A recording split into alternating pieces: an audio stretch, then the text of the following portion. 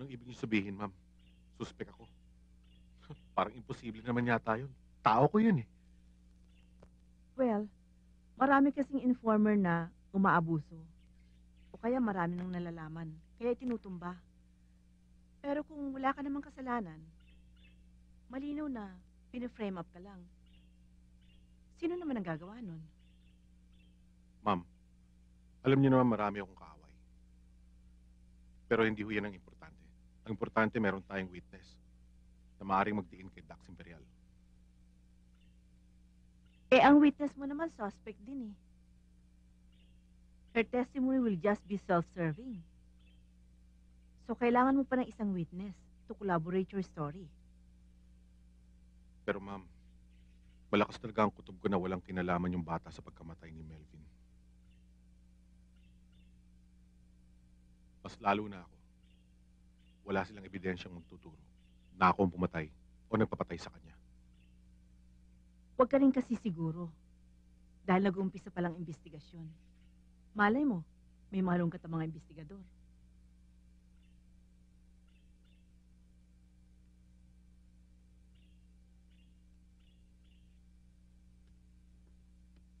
Partner! Partner! Partner! Glenn?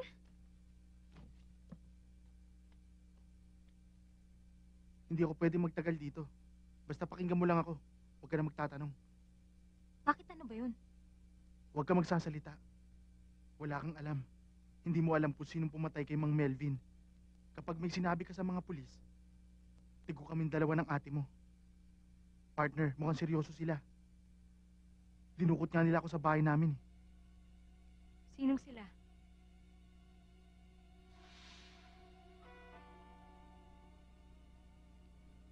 Kilala ko mga yan. Yan yung kabuk ni Freddy Aguilar. Kanang kamay ni Imperial. May sisenyas yan. Dapat mo daw maintindihan at sundin kung anong gusto nilang sabihin.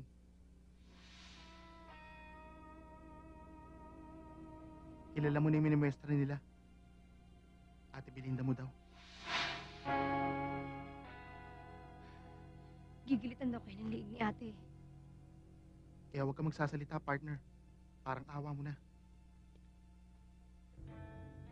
Sa'yo nakasalalay ang buhay namin ng ate mo. Partner, pabuti mo naman ako ng edad na 80. Marami pa akong ambisyon. Kakarnap pa ako ng chiting.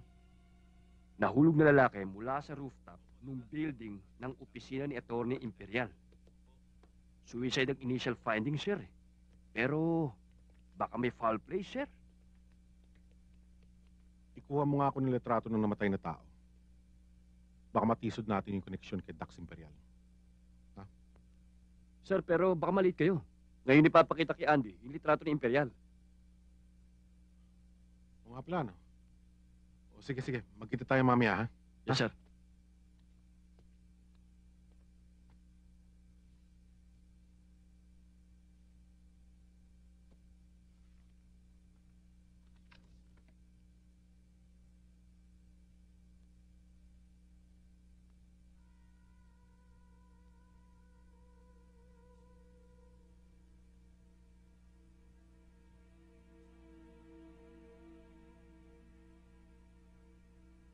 Ang taong nasa litratong yan, siya ba nakita mo sumaksa kay Melvin?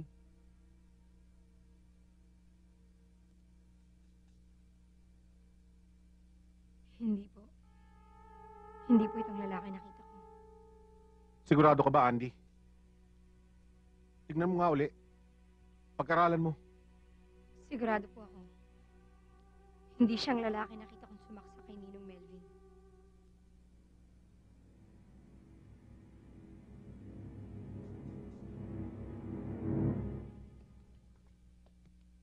I'm sorry pero mapipilitan akong ilipat siya sa Juvenile Detention Center.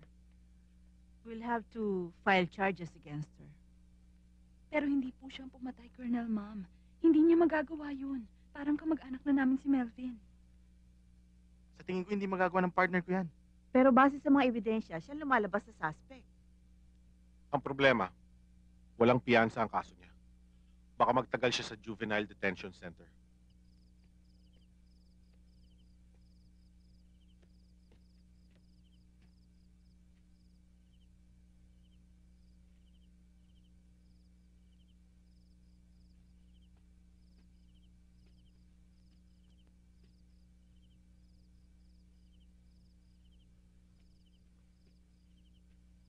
Ma'am, anong ginagawa niyo rito? Ted, mabuti pa siguro huwag ka na munang pumunta sa lugar na to. Una-una, delikadong sitwasyon. Pangalawa, baka kung ano pang lumabas na balita na kasasama ng ating departamento. Eh ano pa bang may susulat nilang masama? Lahat na yata nabasa ko na. Colonel lang, pinakamasakit ay ang pagbintangan kang ikaw pang pumatay sa sarili mong kaibigan. Base lang naman sa nakikita nilang sinusulat nila eh. Base sa opinyon nila, kayong dalawa ni Andrea ang may pinakamabigat na motibo para patahimikin si Melvin. Nagkakamali sila, Colonel. Kaya pinatay si Melvin dahil siya nagtakbo ng pera. Pero ang hirap nga, hindi naman naituro ng testigo mo si Imperial eh. Dahil malamang may tumakot sa kanya. Ay nako, tama na nga yan. Hindi mo naman mapapatunayan yan eh. Colonel, anong gusto mo? Magsakripisyo yung tao? Eh kahit naman pagbali-baliktarin mong sitwasyon, si Andy pa rin ang #1 suspect. Pero marami pang anggulong hindi nahuhukay, Colonel. Mabuti nang nandito ako, ate. Mas ligtas ako dito. Yun ang akala mo. Alam mo bang walang ligtas na lugar para sa'yo? Alam na sindikatong nandito ka. Pero paano yun? Wala na pala siya mapupuntahan.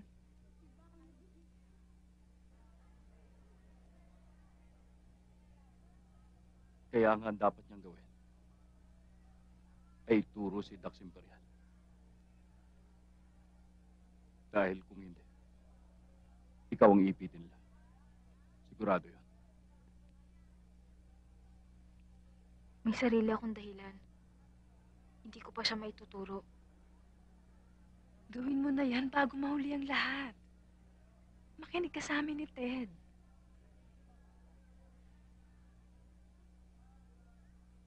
Matagal ko pinag-isipan ang tungkol sa pagpatay kay Ninong Melvin. Minsan may nakita ako attache case sa apartment niya.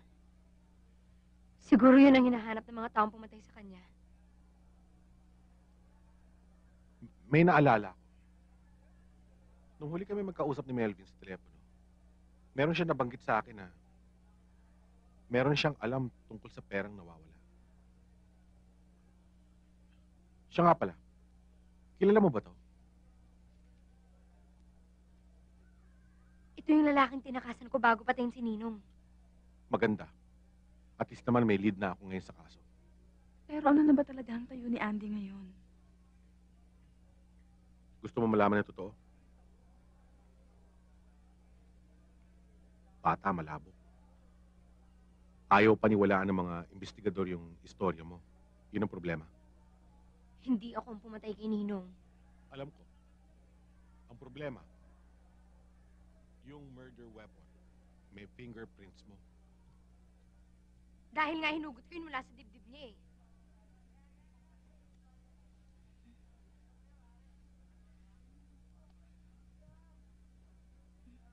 Problema nga eh, pinagdududahan ako ng mga kasamahan ko. Na ako nag-utos kay Andy na patayin si Melvin. Pambihira. Bakit? Para masolo mo yung pera ng sindikato? Yun ang gusto nilang palabasin.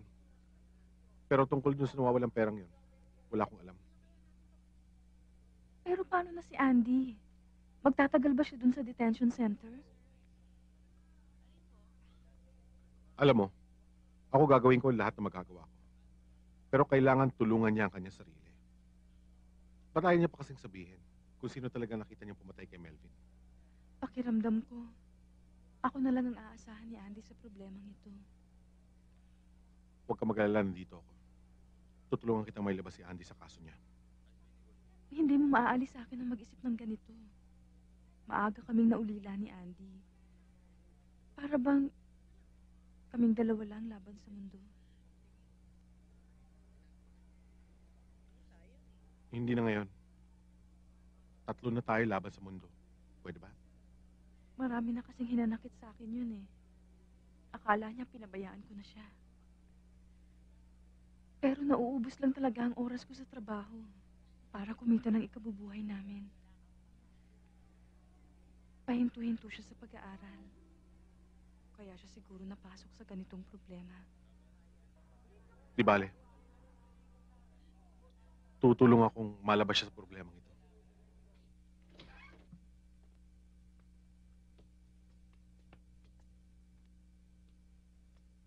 Well, if it isn't a surprise.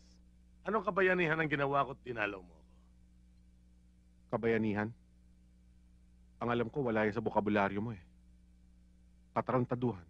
Pwede pa. Nagpunta ako rito para maghatid ng masamang balita, attorney. Malapit mo ng pagbayaran ng pagpatay mo kay Melvin. Kalokohan! Wala akong nalalaman sa mga sinasabi mo.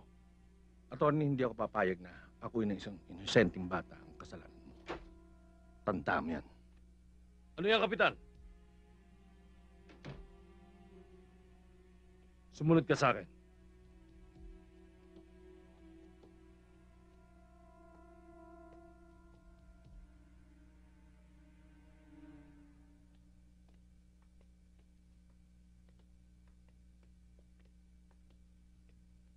Siguraduhin mo lang ang sinabi mo. At ituloy mo ang kaso laban kay Atty. Imperial. Yan ay kung may witness at ebidensya ka. Kung wala naman, gusto kong tigilan mo ang pagharas sa abogado ko. Mayor, hindi ko hinaharas ang abogado niyo. Talagang hindi lang masikmura ng bituka ko. Ang malagay sa kulungan dahil sa kasong yan, ang isang batang walang kalaban-laban. Gusto ko lang malaman mo. Napapanigan ko lang kung sinong nasa tama. Sana, Mayor, pangatawan ninyo sinabi niyo. Dahil panahon ho ngayon ng mga balimbing. Marami nabubulunan sa pagbawi ng kanilang mga sinabi. Papaalam na ho ako.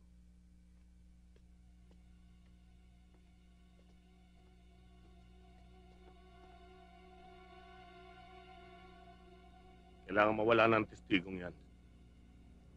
Kapag nawala ang takot niya, ituturo niya rin ako. Ipamaster mo na sa loob. Bossing, itakas na lang natin. Tapos, tudasin natin sa labas. Lalabas pang guilty, kaya tumakas.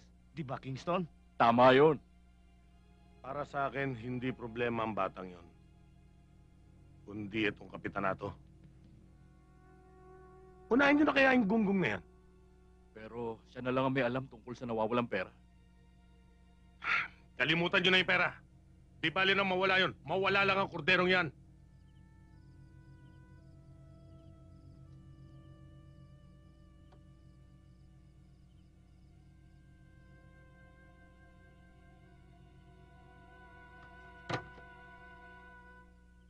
Hindi ko talaga sila nakilala eh. Pero nakuha ko yung plate number ng sasakyan nila. Paiimbestigahan ko. Pero malamang mga tao ni Imperial yun. Kukunin ko lang yung kotse ko sa talyer, pwede ba? Okay lang, okay. Relax ka lang. Malapit na tayo.